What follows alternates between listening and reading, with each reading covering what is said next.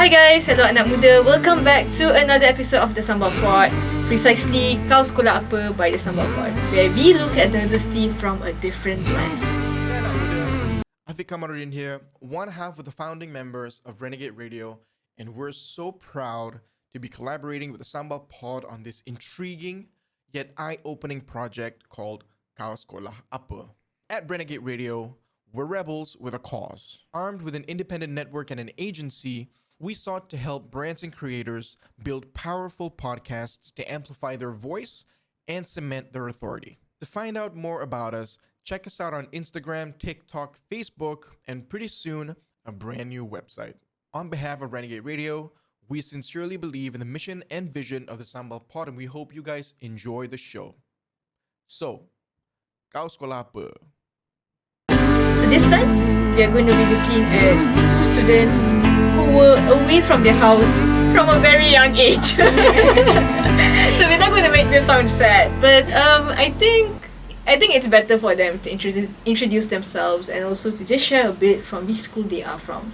So today in the studio, we have Nabiela, and we also have Aini with us today. Hello.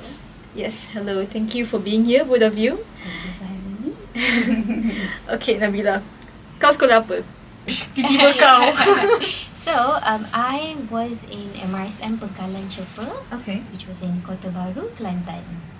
Okay. MRSM. So we have a lot to pick on that. Yeah. But only for 2 years, because I got in Form 4 and Form 5. I see. So you're the Form 4, Form 5 student. Yes. I think that would be a nice comparison. Yes, I have a lot to say. Okay, Aini, kau sekolah apa? I was in a fully boarding school, or Okay. we call it as SBP, Sekolah Berasrama Penuh. Okay. So masuk sekolah SBP dari umur 13 years old, 13 13 tahun sampailah sampai SPM. 13. So I say we have a nice comparison here. So Yeah. one that entered at 14, Form 4, 16, right. and another one at Form 1. Okay, so in brief terms, right? For people who do not understand SBP or MRSM, or for people who may only tahu pasal SBP MRSM ni bila dia jumpa, bila ada kat SPM, ada kat trial SPM, tiba-tiba dia jumpa buku trial SBP. Okay. Ada ke macam tu buku trial MRSM? Do we have that as well? I think SBP, yes, we do SBP have. we do have, kan? But not sure about MRSM ada? MRSM. Not during my time. I rasa macam my time pun tak ada juga. Oh, really? Yeah. Are we all the same age? I don't know. Probably. Probably. A little far off. So yeah, but I'm not sure lah. But rasa zaman I sekolah pun, I don't think I've seen an MRSM based trial questions kind of compilation. But we do have that for SBP. And I think when we talk about budak sekolah harian or kebangsaan students, so students who did not attend boarding schools, I think that would be what they know about SBP. Most of them would know about that, that exam compilation, the trial exam compilation book that we have, and we all probably would have done that lah before our SPM. So how am I going to differentiate between an SBP and MRSM? What is different about it? The school uniform. Okay. Oh, yeah, the school uniform. For MRSM, we have a very distinct school uniform compared to other schools. We don't even wear the white baju kurung, or for men, the white shirt. Not at all. For us, we have the blue and the beige set of school uniforms. Okay. So there are 2 sets. In a week, we get to choose which color do we want to wear. So that sounded fashionable back then. You had an option, right? Not every day you wear the same color of shirt. The blue set and also the beige set. Okay. Yeah, it will depending on the school. Some school sets a rule where on the perhimpunan day you have to wear a certain color, but most of the time it's up to us. Wow. Yeah. Okay. New information. Yeah. I don't think SBP had that. Yeah, no. we only for prefects. I mean, we have a different uniform for prefect, but for the other students, it's basically all the same. Basically the same thing. Okay. Which is the white baju White and kurung blue, and yes. then the blue kain. Yeah. Okay. So you, how was your baju attire? White baju kurung. Because I was a prefect. I think I started being prefect. I think when I was Form 2 or Form 3 something. Ni ciri-ciri pelajar cemerlang. Terus perfect. Terus prefect terus tak tunggu dah. Okay, so It was my time was actually there were different attires because ada pengetua baru masuk, so they changed the culture and everything. So when I was first, we wore this baju kurung but in pink color. Wow. We had this pink color uniform. I think it was pink. If I'm wrong, I'm so sorry. But then after the new principal came in, so we had this vest, the kemeja, and then kain susung belakang. And then we tuck in the kemeja and wear vest and a blazer outside. And then we got to wear this tudung bawal, and then tuck in the tudung inside. And with the tie. So it was more like a corporate And professional outfit. for the other students, they also have blazers. I think this is common in SBP. Everyone got blazers. It's quite common. Yeah, and then on the main assembly, Sunday or Monday, they all have to wear the blazers. But you also have baju kurung apart from the blazer. For the prefect, no, that's it. But on the daily basis, you can wear only the vest. But on the main assembly, you have to wear the blazer. I see, for all students. For prefects. For prefects. For all sorry. So basically prefects, you guys all wore shirts lah. Yeah. Only the non-prefects for baju kurung. Yes, true. So in my school, none of us, when you talk about girls, right? Girls attire, none of us wore shirts. So the prefects had to wear baju kurung as well. It's just that our baju kurung was it was in navy blue. That's all. So the others wore the typical white baju kurung with with the blue skirt yang biasa kita jumpa kat sekolah kebangsaan, sekolah menengah kebangsaan, right? So when you masuk prefect, barulah you pakai lain sikit. But I do realise it's kind of common that most SPPs do have, it's pretty smart lah. You have your blazers and vests and stuff, and we don't have that. So it's a bit of a bummer. You have blazer? I had blazer masa pakai perimpunan je lah. I see. And different SPPs got different colour of blazers. True. And I still remember my school was like this Petronas green turquoise colour. Our school was the only one with that colour. I see. For prefects. Yeah, for all students. For all students. And prefects wear black blazer. So for like my school on Friday, we had kain songket lah. Oh, You have to wear kain songket. that one that's we a also common thing, have. right? And you have baju batik for balik malam. Yes, exactly. Yes, We have so MRSM many has that as well, attire. right? That one is the same. Yeah, so that's similar. Oh, so for SBP, it depends on which SBP. So Yeah. you Yeah, it have depends your on the own different type of colour school. of the school. I Yes. see. And even the baju songket one, the songket one is different for every school. Yes. Yeah, Some that one is school similar. they have like sulam with the SPP's name. Yeah. The design. Yeah. Some has it has the intricacies of the school name on it as well. True. I see. Because for MRSM, the school uniform is standardized throughout whole Malaysia. So every MRSM got the same attire? For the normal students' uniform, but if it's for special position like pengawas koperasi, pengawas koperasi, prefect, librarian, those they get to determine. The school gets to determine their own colour. But for normal school uniform, it's standardized throughout whole nation, which is the blue and the beige uniform. Yeah. So yes, now we have seen the difference between MRSM and SPP. I think the main difference also because MRSM is under a private entity called Mara, and SPP is under the government. So that's why we have this different in rules and regulations as well. Okay, so enough about uniforms. Yeah, we passed that. Let's talk the serious stuff. So let's just get into it lah. Is it true that with the MRSM, with the SBP ni memang pandai-pandai belaka? Let's get into it. Let's start with you, Aini. What do you think? So I think for me, I won't consider myself as this intelligent student at SPP because me myself, of course, when I was in primary school, everyone say SPP is a good place to go or MRSM is a good place to. So They have such a good name on their and I never knew that when you go to SBP, the only option you have is pure science. True. If I know, I won't go. Oh, I didn't know. So when everyone says the fully boarding school is a good sebab place nama to go. pun sekolah sains Yeah, kan? Sekolah Berasrama Penuh, Sains Berasrama Penuh and all. But I think that's not the whole That's not the only whole way to truth succeed lah. There are actually some geniuses at Yeah, in our school, sekolah of harian course. and We stuff cannot as deny well. that. But I think it's up to individuals. Okay, Nabiela, what about you? Yeah. It's definitely a misconception. Okay. I used to think that all MRSM student, and even when they come out for outing during weekends, wow, MRSM These are the sponges, the Eli. SVP students. But when I mean myself, no, it was definitely wrong. It's just another school. It's just another pathway of education with specialized focus, I would say. Yeah. Yeah. It's 'Cause another the- academic pathway. Yeah, like you said, there are geniuses in Sekolah Harian, and there are smart students in MRSM school, but not all of them. There are also dropouts among MRSM students. So it's just another school. Yeah, it is just another school. I think the only difference you will probably see that is, for some people, they would say that you learn discipline in a boarding school because of the type of schedule you have. I think it's quite common that jadual kita memang ketat lah. Itu tak dinafikan, right? We had a very rigid schedule, right? From your solat subuh till the end Isyak tu, you have your whole And this then thing. you have the supper. You know, you have supper, you have prep petang, you have And then prep you have malam. lights out.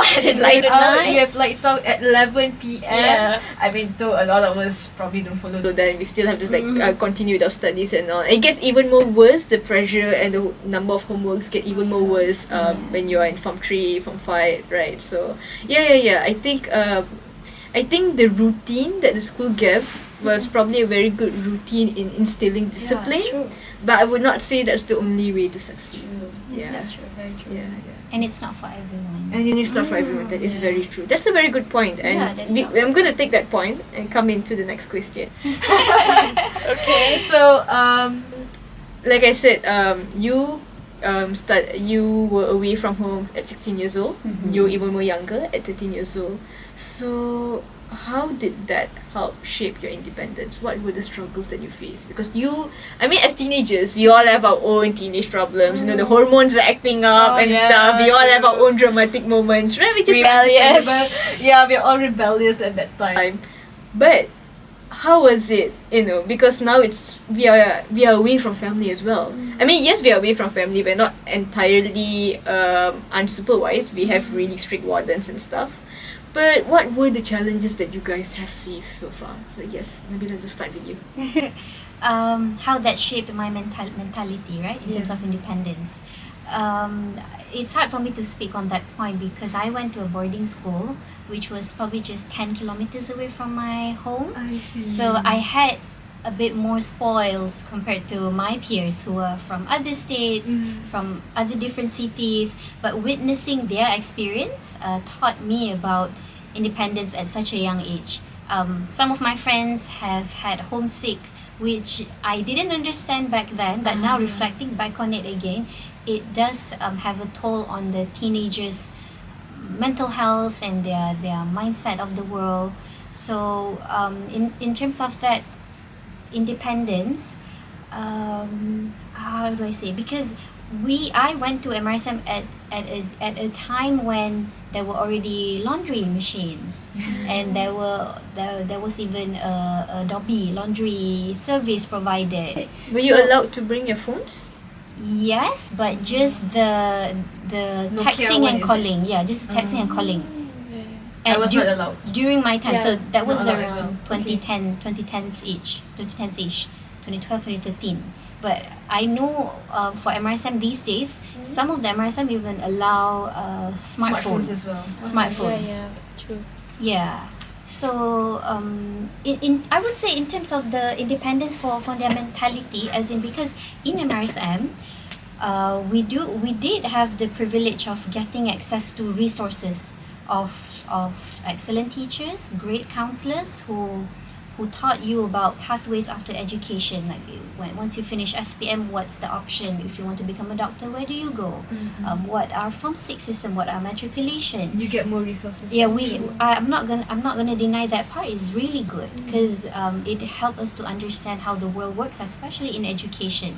Tertiary education. Yeah, for tertiary education. I was just talking about this to my husband because he was not in boarding school and he was a smart student. We had the same SPM results, but he told me that he had no idea how to apply for scholarships to go study abroad. Bantuan tu tak ada. Bantu tak ada because of all these resources. Yeah. And when we talk deeper, the reason is because like the resource, because of the resources that I told you earlier just now, the counselors, the teachers. So for us, MRSM, our benchmark was always the seniors, because teachers always talk to us about previous seniors who have graduated and who have studied abroad, who are successful. So we always have those people to look up to and to learn to.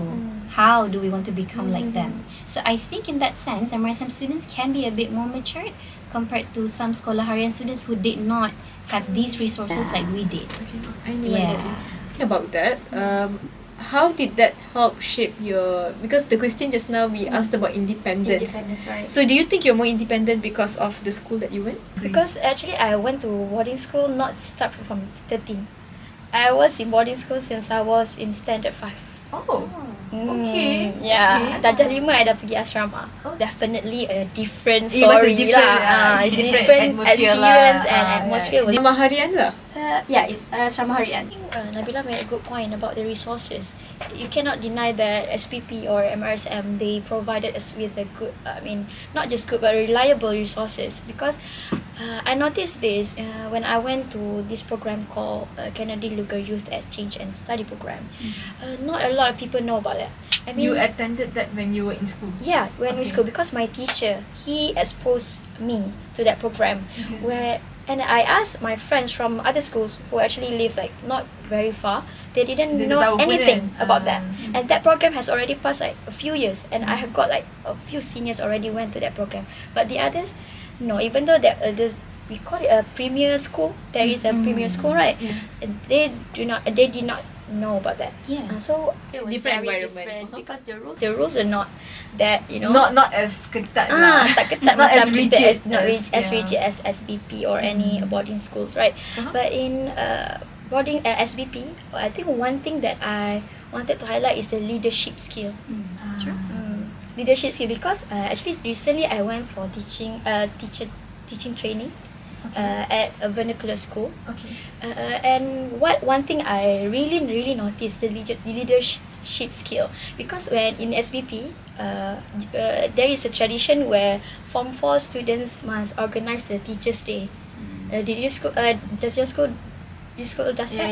Right. You can not only Teachers' Day. Let's talk about student leadership, right? In my school we called it Bakti. So badan kepimpinan pengawas lah, basically the high leadership council. I think yang tu pun memang budak form 4 yang ambil.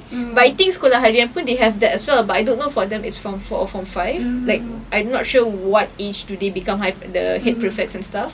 But in my school it was form 4. Was it the same for you? Yeah. When you become the high committee as SBP, you basically just instruct the form 4 students. Because everything is form 4 students need to handle.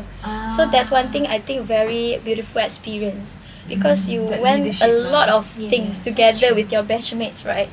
And you cannot experience that anywhere else. Talking about batchmates, is the friendship a bit different as well compared to kawan-kawan university and all? What's your opinion? Do you rasa macam kawan sekolah asrama ni lagi rapat, or you rasa macam sama je? I think because I think this is very individuals up to I think because during boarding school we spend the days with each 24 hours other. 24 hours ada and muka even sama je. during form 5 you only balik during like the cuti. Balik sekali. You know? To stay within You jumpa dia each orang other, je. Dia je lah sahabat dunia akhirat kan. Bekal esok aku jumpa kau lagi. Esok jumpa kau lagi. Betul tak? So probably that time we were very very close lah. But talking about after school, I think it's different experience. But I still contacted with my high school friends till now. I think for me the connection with high school friends tu kukuh lagi lah compared to the others. And one more thing about SPP, we have this alumni thing. The alumni and all appears to be pretty quick lah as well. So what do you think About the friendship? This is the thing that I noticed in MRSM, not sure for SBP. The friendship goes according to your batch, meaning in a boarding school, the students are classified according to their batch. Name or their number, for example, number. We have the same thing. Yes, we have our batch names lah. Right. Because of this spirit of The your semangat batch. you don't always make friends with people from different batch. There's a bit of Alright. discrimination. Some kind of pride. Seniority or no? Seniority is one, Yeah. yes, but I think it's also that kind of pride where you want to mix with your batch more, your batch matter more. So sometimes Yeah. there's also this kind of petty feuds, petty fights between different batches.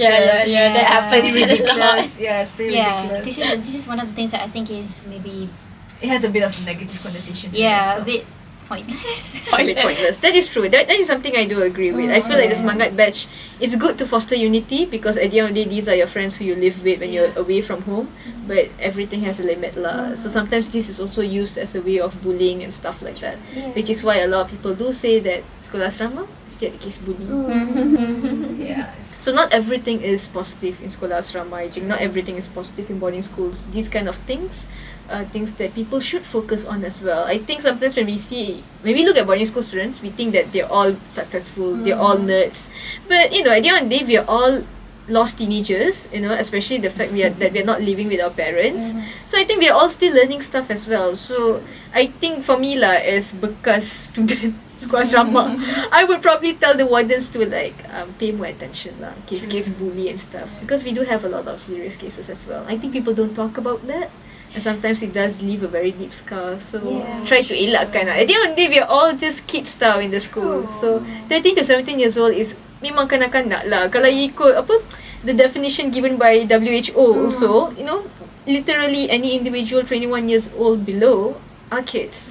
We are still considered children. So I think those are things to consider. You want to add on to that? I think it's a missed opportunity. When you have that Semangat batch, you tend to miss out the benefits of befriending those who are of your outside of your peers or of your different age.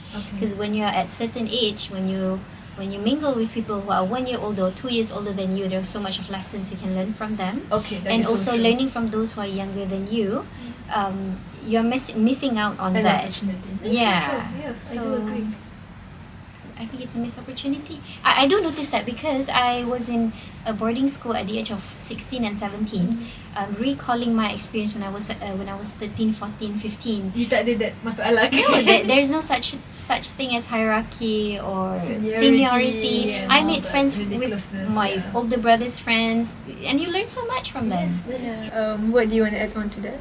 I think just like Nabiela said about the seniority part, I think most of SPPs they call it as a culture, the That's the thing. Not all the budaya is good lah. So I'm so glad that my school there's not a lot of that. Because it's a new school. I could speak for MRSM specifically, especially for MRSM that has only 2 batches, Form 4 and Form 5.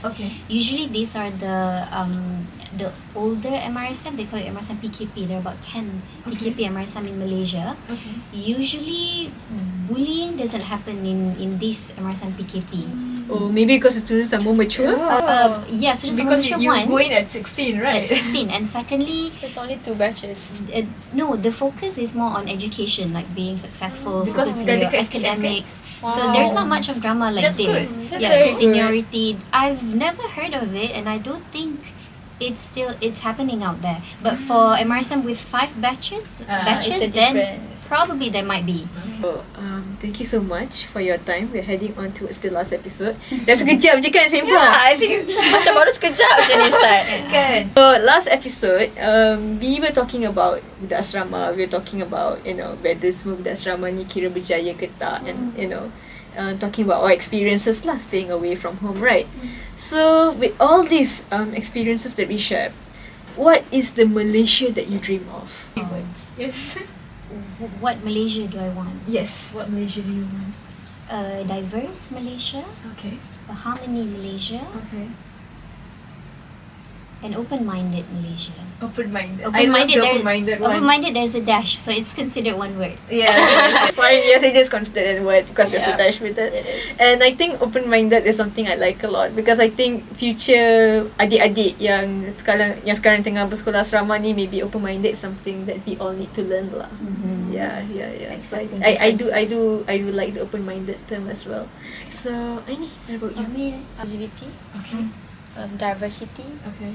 and quality. Okay, you want to elaborate more on the Yeah, quality sure. part? I mean, we can focus on quality education where everyone deserves opportunity, not just not just acknowledged to be a student, but celebrated as a student, where they are provided with a quality education and not judged by their performance itself. For example, like SPP, MRSM, some people look at those students from vernacular school as kurang pandai or anything. So I don't want that to happen in Malaysia. So I dream of Malaysia where inclusivity is there and not just acknowledged but celebrated. Okay. Yeah, that is true lah. I mean, at the end of the day, we all went to these different types of schools because of different reasons. Maybe our parents thought that was the best for us. Maybe society thought that was the best for us. At the end of the day, we all went it with good intentions. We all wanted to succeed. We all wanted a good future. So, apa-apa yang kurang manis, right, about those schools that we have been through, I think these are issues that needs to be tackled lah. And I think at the end of the day, just be open-minded, because just because you're an boarding school student doesn't mean budak luar sana tak pandai. That is so unfair. I also think that a lot of if you look at the race factor, a lot of people who masuk sekolah asrama is also memang majority is from the Bumi Putra status lah, Bumi Putra group, because it's quite difficult as well for a non-Muslim to get in. And so maybe you are not really looking at the true potential of the non-Muslim students. I'm sure that ramai lagi kawan-kawan non-Muslim yang, you know, they're very smart and stuff.